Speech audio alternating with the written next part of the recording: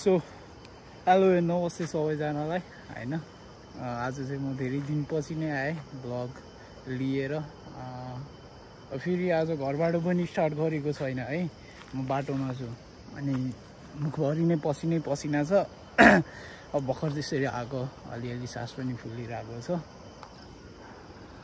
गाउँ चाहिँ मेरो यता पर्यो है एकछिन यसले चाहिँ ठेकिरहेछ यता चाहिँ हाम्रो बजार पर्यो बजार साइड भयो चाहिँ यसै यो डाँडाको माथि हो आउन त उ त्यहाँ तल सर्टकट आएको अब यो बाटो हुँदै हो त्यो गाउँमा निस्किन्छु त्यो गाउँबाट उ त्यहाँ माथि डाँडामा त्यो बिचको डाँडामा निस्केर त्यहाँदेखि तिर्सै छ हल्का सिधा नै छ बाटो हैन अनि त्यहाँदेखि चाहिँ अलि यता चाहिँ आउनुपर्छ सो आँखामा पसिनाहरू पनि आएको आइछ झरेको झरै छ त्यही हो अब एकछिन बस्छु म धेरै ढिलो नगरौँ मसँग टाइम पनि छैन अब हेरौँ है म अब कति बजी पुग्दो रहेछु त्यो पनि देखाउँछु सबैजनालाई सो अब ब्लग चाहिँ लास्टसम्म हेरिदिनु पर्यो अब के हुन्छ हैन अब मम्मीले चाहिँ गाडीमा जा भन्दै हुनुहुन्थ्यो कि म चाहिँ अलिकति गाडी पनि नपाउने भनेको बेलामा अब उता तल जानु पर्थ्यो उता तल जाँदैछन् म यहाँ माथि निस्किन्छु हैन अनि गाडी हिँड्नुदरीसम्म म माथि नै पुग्छु भनेर चाहिँ सो अब हिँडेर नै जाने सोचेको हो डाँडा पनि अब उकालो लागिसक्यो है अब जङ्गलको बाटो फोनमा जम्मा 16% मात्रै चार्ज है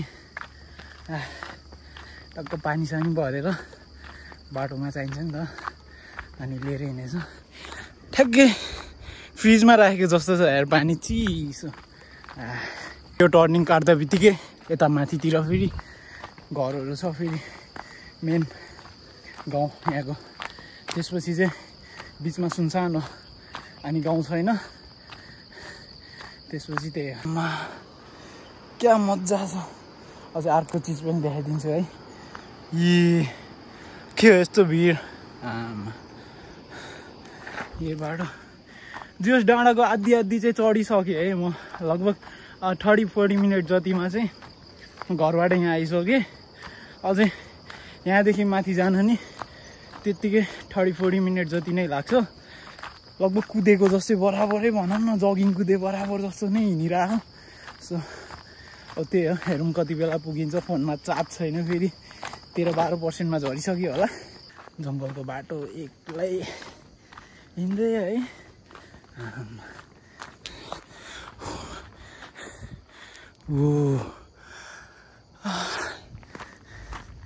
आफूले घुमाउँछ त नि तल त पुरै अँध्यारो भइसक्यो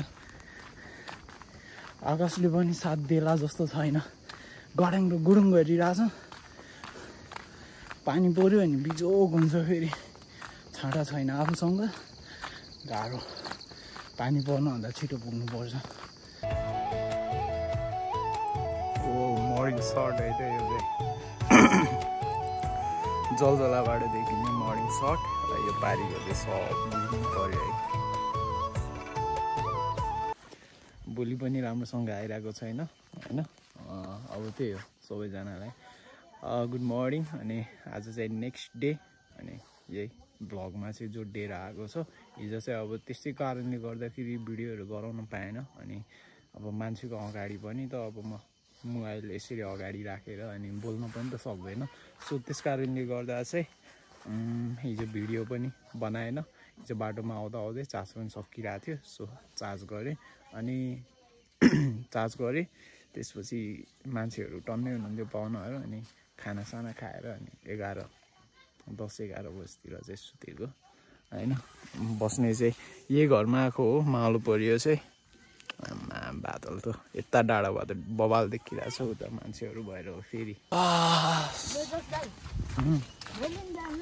गाउँ एकदम सबको घरमा मासु बसाइरहेछ बोकाको मासु टक्क गाउँमा ल दसैँ आयो है भन्ने जस्तो पनि है टक्क यहाँको सुगन्धहरूले गर्दा नै कस्तो कि हुन्छ नि आउँछ नि बास्नाहरू त्यसले गर्दा नै ल है दसैँ आयो भन्ने जस्तो फिल गराइदिरहेको छ कि गाउँमा चाहिँ तर दसैँको दिन चाहिँ आज नै हो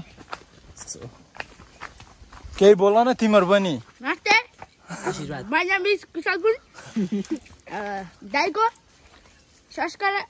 दाइको भिडियो धेरै सब्स्क्राइब गरिदिनु होला। सो म पनि अब भर्खर है अब हाम्रो दसैँको टिका चाहिँ लगाउनु हुन्थेन अनि भाइहरूले यहाँ टिका सिका लगाएर अनि बिदाई भएर आइसकेको छ। अनि टक्क हिजो चाहिँ म उताको बाटो गएको थिएँ, 1 घन्टामा उक्ले थिएँ हिजो अलि पानी पर्न खोजेर। आज चाहिँ म यता अर्को बाटो चाहिँ झरेछु shortcut. You can see the view है, यहाँ अलि राम्रोसँग देखिएको छैन, त्यही पनि 1x मा हेरौँ न, ठिकै रहेछ है। अनि यता चाहिँ मेरो गाउँ पर्यो है, यो चाहिँ मेरो गाउँ पर्यो। यहाँ हामी यति माथि छ है। अनि लगभग त्यो डाँडा 1 घन्टामा अब त्यो जति डाँडा त म हिजो कस्तो मजाले उक्ले। त्यो डाँडा पनि कति होचो छ फेरि, यु क्यान गेस। टक्क यहाँ चाहिँ मेरो घर भयो उहाँ तल है। यो डाँडा त कति होचो छ, यो डाँडा भन्दा पनि माथि पुगिरहेको छु अझै म। अझै झर्नुपर्छ त्यो डाँडाको लेभलमा आउन चाहिँ होइन। अब त्यो बिस्तारै जानु पर्यो भाइहरूसँग। अब जङ्गलको बाटो जस आज चाहिँ सङहरू पनि छ, एक्लै चाहिँ छैन।